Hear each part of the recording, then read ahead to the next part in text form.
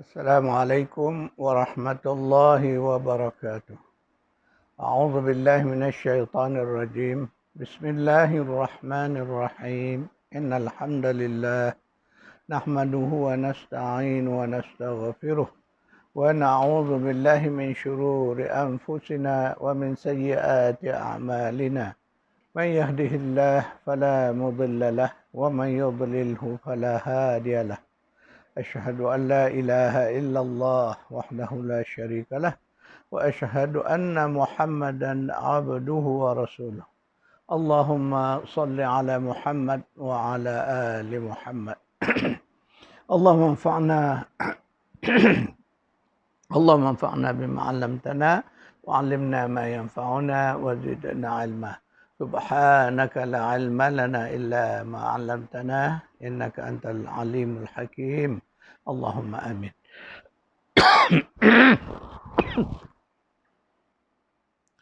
Alhamdulillah, syukran lillah. Pagi ini dapat kita bersama-sama meneruskan siri kuliah tadabbur tematik kita berdasarkan kepada buku Hidup Mengabdi, Hidup Berbakti. Tuan-tuan, perempuan yang memiliki buku ini bolehlah buka di halaman 20.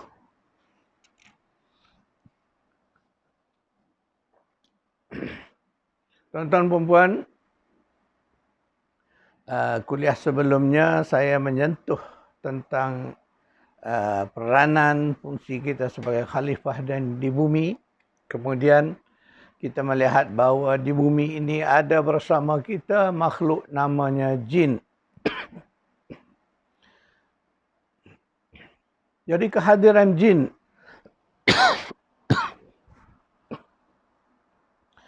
kehadiran makhluk yang nama jin yang hidup bersama dengan kita di bumi ini adalah satu isu yang kita perlu memahaminya dengan benar. Kerana apa, tuan-tuan perempuan? Kerana kewujudan makhluk yang namanya jin ini mempengaruhi kehidupan kita, tuan-tuan perempuan. Kita tidak hidup sendirian di bumi ini. Sebelumnya saya telah menceritakan bahawa di bumi ini Allah mudahkan tumbuh-tumbuhan. Kemudian Allah bagi kita binatang ternakan untuk menjadi sumber rezeki pada kita. Selain dari itu, kita ada lagi satu makhluk yang ada bersama dengan kita di bumi, iaitulah jin. Ya. Jadi makhluk jin ini makhluk yang tiada jasad. Dia berada di satu dimensi spiritual. Suatu yang kita tak dapat sentuh, tak dapat lihat, tak dapat rasakan kewujudan mereka. Namun begitu, mereka dapat melihat kita. Mereka dapat makna menyentuh kita. Begitu. Tetapi kita tidak dapat berbuat demikian kepada mereka kerana mereka berada di alam lain. Jadi hikmahnya kenapa? Ketika Allah menurunkan bersama Adam dan Hawa itu, iblis ke bumi. Jadi iblis juga berkembang biaklah dengan makhluk jinnya. Dan sebahagian daripada jin ini seperti manusia juga sebahagiannya beriman. Manakala sebahagian yang lain kufur. Kalau melihatnya, kedudukan mereka lebih kurang sama dengan kedudukan manusia.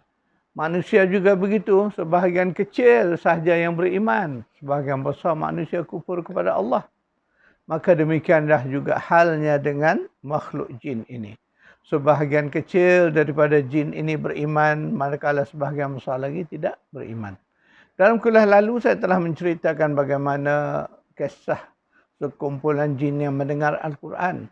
Itu ada dalam surah jin, ya, surah 72. Dan juga di dalam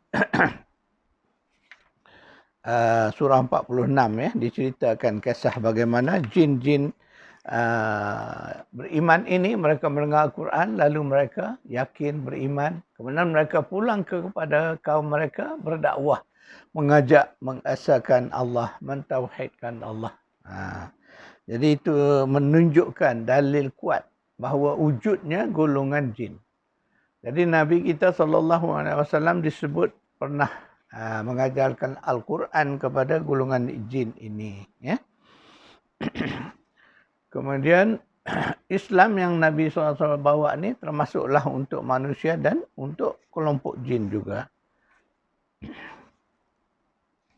Mari kita melihat dari sudut mana bahawa tanggungjawab ataupun dipanggil taklif dibebankan kepada manusia dan juga kepada jin sama saja. Mereka akan dipertanggungjawabkan di akhirat nanti tentang iman atau kufurnya mereka semasa mereka di dunia. Tuan-tuan dan puan-puan, mari kita membaca surah Al-A'raf ayat 179. A'udzu billahi minasyaitonir rajim.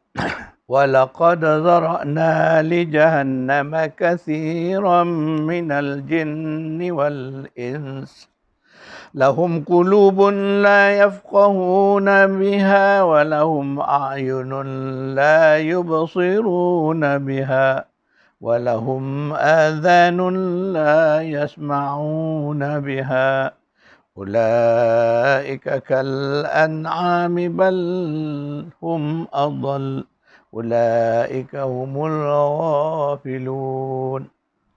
Dan sesungguhnya kami jadikan untuk neraka Jahannam ramai dari kalangan jin dan manusia yang mempunyai hati tetapi tidak mahu memahami dengannya ayat-ayat Allah dan mempunyai mata tetapi tidak mahu melihat dengannya bukti-bukti keesaan Allah dan yang mempunyai telinga tetapi tidak mahu mendengar dengannya ajaran dan nasihat. Mereka itu seperti binatang ternak, bahkan mereka lebih sesat lagi. Mereka itulah orang-orang yang lalai. Surah Al-A'raf, surah 7 ayat 179. Ayat ini jelas tuan-tuan dan puan-puan, membuktikan bahawa manusia dan jin dikenakan tanggungjawab sewaktu hidup di dunia. Andainya mereka beriman, mereka selamat di hari akhirat. Sebaliknya, sekiranya mereka kufur, baik manusia, baik jin, tempat mereka adalah neraka Jahannam. Itu Allah sebut dengan jelas. Ayat ancaman yang kita baru baca tadi. Allah menceritakan bahawa nanti di akhirat, neraka itu akan dipenuhi oleh ramai dari kalangan manusia dan juga dari kalangan jin. Mereka ini adalah suatu di dunia, mereka dikenali sebagai syaitan. Makhluk yang jahat, baik manusia, baik jin. Jadi mereka dikenali sebagai syaitan yang menderhaka kepada Allah Subhanahu Wa Taala. Jadi ini dalil-dalil ini menunjukkan bahawa kedua-dua makhluk ini, manusia baik jin, masing-masing mempunyai tanggungjawab untuk tanggungjawab kepada Allah Subhanahu Wa Taala. Ingat balik, saya akan mengulangi ayat dari surah Az-Zariyat, surah 51 ayat 56. Ya, a'udzubillahi minasyaitonirrajim. Wa ma khalaqtul jinna wal insa illa liya'budun. Tidaklah kami jadikan jin dan manusia itu melainkan untuk mengabdi diri kepadaku. Tidaklah aku jadikan jin dan manusia itu melainkan supaya mereka mengabdikan diri beribadah kepadaku. Itu statement yang sangat jelas menunjukkan itulah matlamat penciptaan manusia baik, jin baik. Kedua-duanya dipertanggungjawabkan untuk mengabdi diri beribadah kepada Allah. Sebab itulah mereka nanti akan dipertanggungjawabkan. Semasa di dunia, andainya mereka beriman, maka di akhirat nanti ganjarannya adalah jannah. Kebun-kebun syurga yang indah. Sebaliknya jika mereka kufur sewaktu di dunia, tempat mereka ialah di dalam neraka Jahannam. Tuan-tuan dan puan, mari kita baca surah Al-An'am, surah 6 ayat 128. أعوذ بالله من الشيطان الرجيم ويوم يحشرهم جميعا يا معشر الجن قد استكثرتم من الإنس وقال أولياؤهم من الإنس ربنا استمتع بعضنا ببعض وبلغنا أجلنا الذي أجلت لنا قال النار مثواكم خالدين فيها إلا ما شاء الله إن ربك حكيم عليم. Dan ingatlah hari kiamat yang padanya Allah akan himpunkan mereka semua. Lalu Allah berfirman, wahai sekalian jin, syaitan-syaitan, sesungguhnya kamu telah banyak pengikut-pengikut dari kalangan manusia. Dan berkatalah pula pengikut-pengikut mereka dari golongan manusia, wahai Tuhan kami, sebahagian dari kami, manusia, telah bersenang-senang mendapat kemudahan dengan sebahagian yang lain, syaitan-syaitan. Dan kami telah sampai kepada masa kami, hari kiamat, yang engkau telah tentukan bagi kami. Allah berfirman, nerakalah tempat kediaman kamu. Kekal kamu di dalamnya kecuali apa yang dikehendaki Allah. Sesungguhnya Rabb kamu itu, wahai Muhammad, maha bijaksana lagi maha mengetahui. Ayat ini menceritakan suasana nanti di hari akhirat. Ketika semuanya dihadapkan ke hadrat Allah, maka Allah akan bertanya kepada syaitan-syaitan tadi dari kalangan jin, siapakah manusia-manusia yang telah kamu sesatkan, yang menjadi pengikut-pengikut kamu semasa di dunia. Jadi hal ini diakui oleh manusia yang mengikut syaitan. Ketika mereka di dunia mengikut syaitan, mereka juga sesat daripada kebenaran, sesat daripada jalan Allah. Maka di sana nanti, baik syaitan, baik manusia, semuanya akan dicampak ke dalam neraka jahanam sebagai balasan kepada kekufuran mereka sewaktu di dunia ini.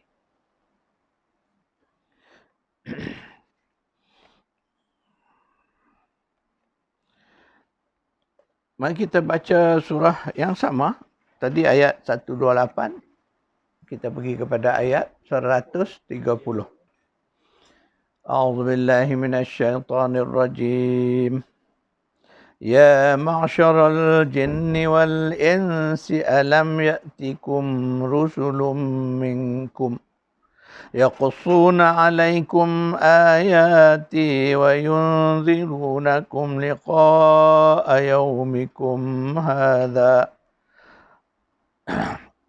قالوا شهدنا على أنفسنا وغرتهم الحياة الدنيا وشهدوا على أنفسهم أنهم كانوا كافرين.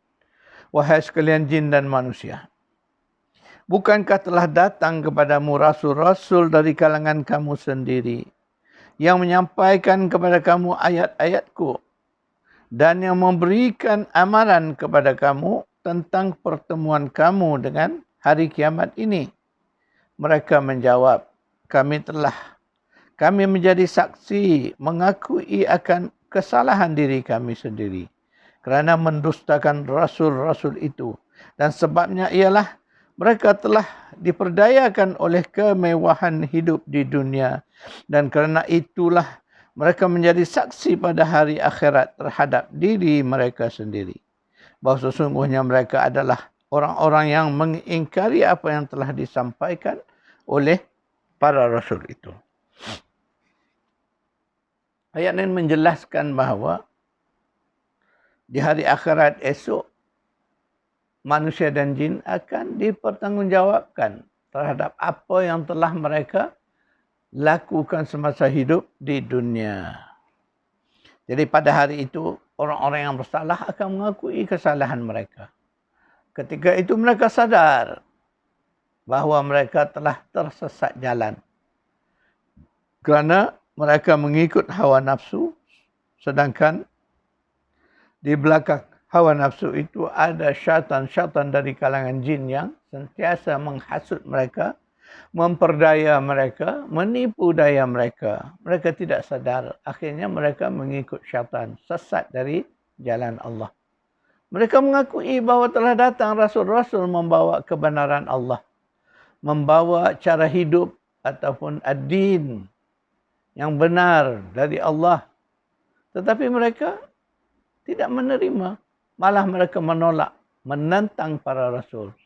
Sebab sebahagian manusia itu disebut mereka menentang para rasul dan ada yang sanggup membunuh para rasul yang Allah utuskan kepada mereka. Demikianlah jahatnya manusia kerana kesesatan disebabkan oleh terpengaruh dengan hawa nafsu dan juga oleh pujuk rayu tipu daya syaitan. Jadi hari ini, di hari akhirat, mereka tidak dapat lagi melarikan diri dari Allah.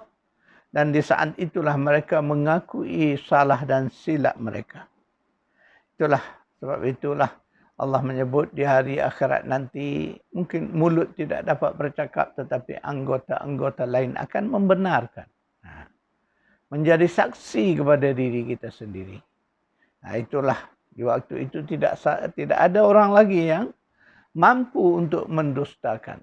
Mereka akan bercakap hal-hal yang benar. Inilah yang Al-Quran ceritakan. Manusia dan jin kafir mengakui salah silap mereka dahulu kerana mereka telah mengingkari risalah yang dibawakan oleh para rasul. Kita baca pula surah 41 ayat 25. A'udzubillahi minasyaitonir rajim. وَقَيَّضْنَا لَهُمْ قُرَنَاءَ فَزَيَّنُوا لَهُمْ مَا بَيْنَ أَيْدِيهِمْ وَمَا خَلْفَهُمْ وَحَقَّ عَلَيْهِمُ الْقَوْلُ فِي أُمَمٍ قَدْ خَلَتْ مِنْ قَبْلِهِمْ مِنَ الْجِنِّ وَالْإِنسِ إِنَّهُمْ كَانُوا خَاسِرِينَ. Dan kami adakan untuk mereka teman-teman rapat dari jin dan manusia. Lalu teman-teman itu memperhiaskan kepada mereka fahaman-fahaman sesat mengenai perkara-perkara dunia yang ada di hadapan mereka serta perkara-perkara akhirat yang ada di belakang mereka. Dan dengan sebab itu tetaplah hukuman azab atas mereka bersama dengan umat yang sesat dari kalangan jin dan manusia yang terdahulu daripada mereka. Sesungguhnya mereka semuanya adalah golongan yang rugi. Innahum kanu khasirin. Sesungguhnya adalah mereka itu golongan yang rugi. Jadi Allah sebut tadi bahawa di dunia manusia dan jin ini ada yang bersahabat, saling, macam contoh, saling bantu-membantu. Contohnya, kalangan syaitan daripada manusia, daripada jin, saling bekerjasama. Menentang Allah, menentang Rasul, menentang kebenaran. Jadi kedua-duanya adalah syaitan. Sebab itu dalam satu ayat yang kita pernah baca, yang disebut bahawa para Nabi dan Rasul itu mempunyai musuh dari dia terdiri dari syaitan-syaitan dari kalangan manusia dan juga kalangan jin. Dan mereka ini saling kerjasama antara satu sama lain. Begitulah kepada kita, mereka ini tetap menjadi musuh yang sentiasa mengancam kita. Mereka saling bekerjasama antara satu sama lain. Ini yang disebut di dalam ayat ini.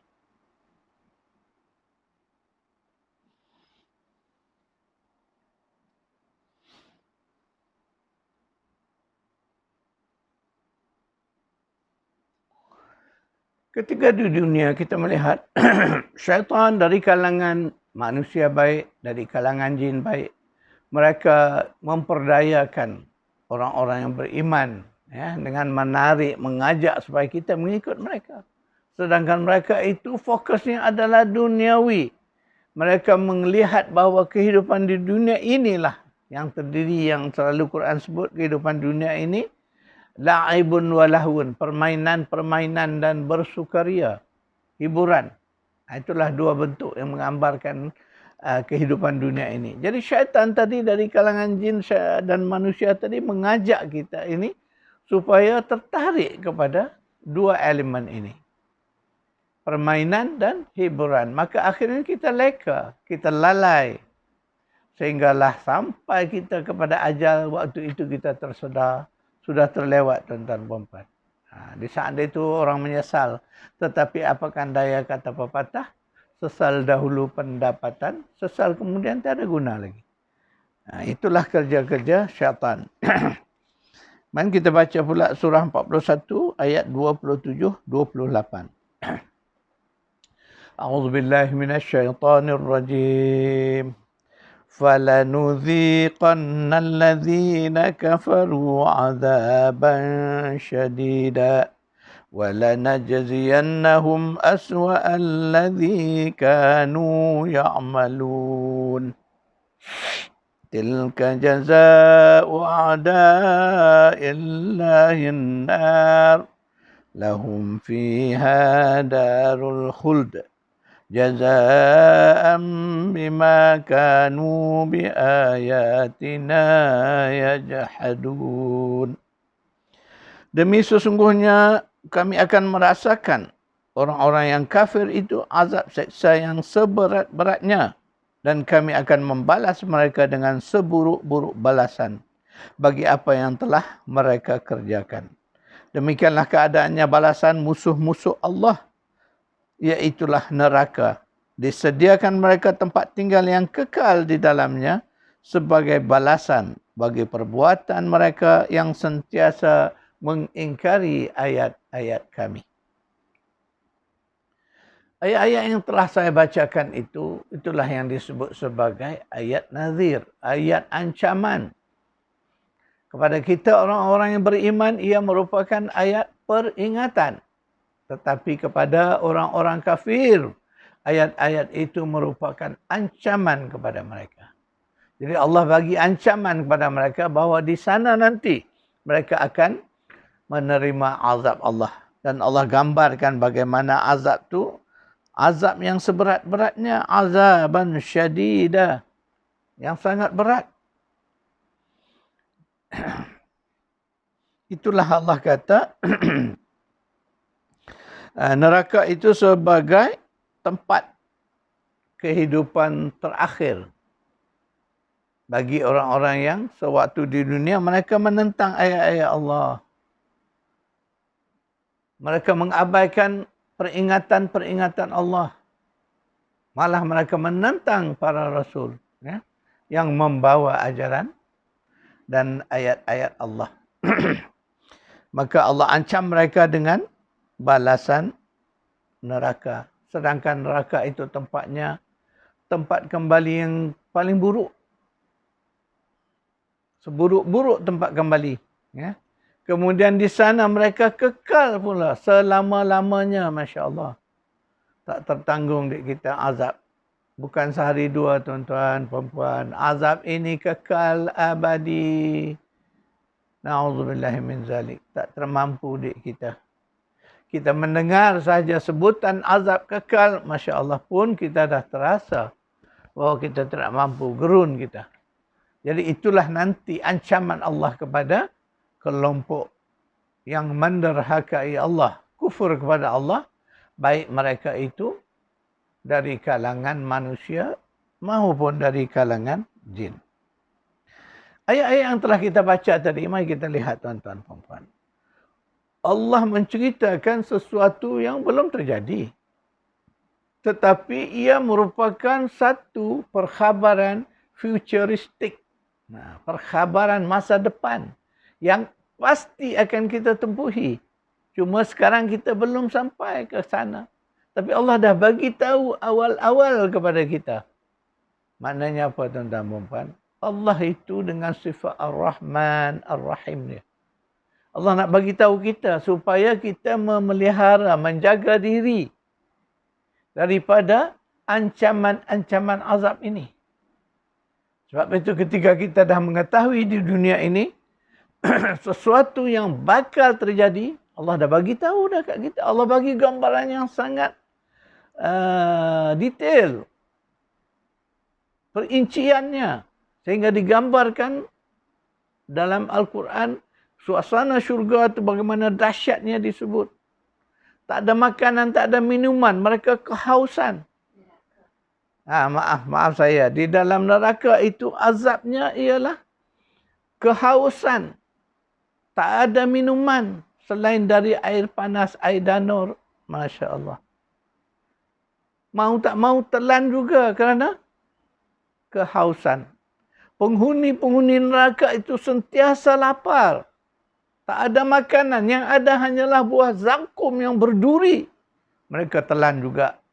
Biarpun buah zakum itu akhirnya akan melukakan usus dan perut mereka. Tetapi kerana kelaparan mereka akan makan apa saja yang ada. Begitulah dahsyatnya. Allah menggambarkan suasana neraka. Kita dengar sahaja cerita itu pun kita sudah merasa ngeri. Bukan sehari dua tuan-tuan perempuan. Penghuni neraka sebahagiannya adalah kekal abadi di sana selama-lamanya. Na'udzubillah min zalik. Jadi ayat-ayat tentang suasana future ini Allah ceritakan kepada kita. Apa tujuan tuan-tuan perempuan? Untuk jadi peringatan bagi orang yang beriman. Dan ia merupakan ancaman kepada orang-orang yang kafir. Tak apa hari ini kamu tak percaya kepada Al-Quran. Hari ini kamu tidak beriman kepada ayat-ayat Allah. Tidak ada masalah. Tapi satu hari nanti ketika kamu sampai saat detiknya kamu lihat sendiri, kamu rasai sendiri apa yang Allah dah sebutkan sewaktu di dunia ini. Jadi tuan-tuan perempuan, sekadar itu kuliah kita untuk pagi ini. Saya akan buat catatan nota kuliah kita ya, yang telah kita tadabbur beberapa ayat tentang ancaman Allah.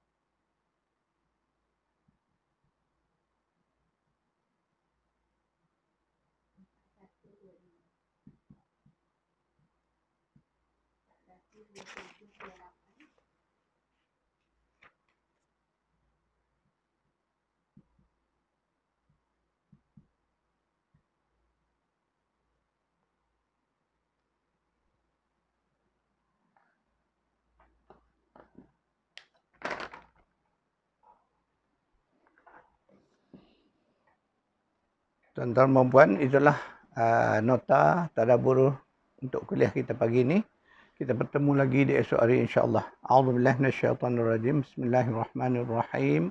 Alhamdulillahirabbil alamin wassalatu wassalamu ala asyrafil anbiya'i wal mursalin wa ala alihi wa sahbihi ajma'in. Allahumma arhamna bil Qur'an waj'alhu lana imaman wa nuran wa hudan wa rahmah. Allahumma zakkirna minhu ma nusina wa 'allimna minhu ma jahilna. وارزقنا تلاوته آناء الليل وأطراف النهار واجعله لنا حجة يا رب العالمين. ربنا آتنا في الدنيا حسنة وفي الآخرة حسنة وقنا عذاب النار. صلى الله على محمد وعلى آله وصحبه أجمعين والحمد لله رب العالمين.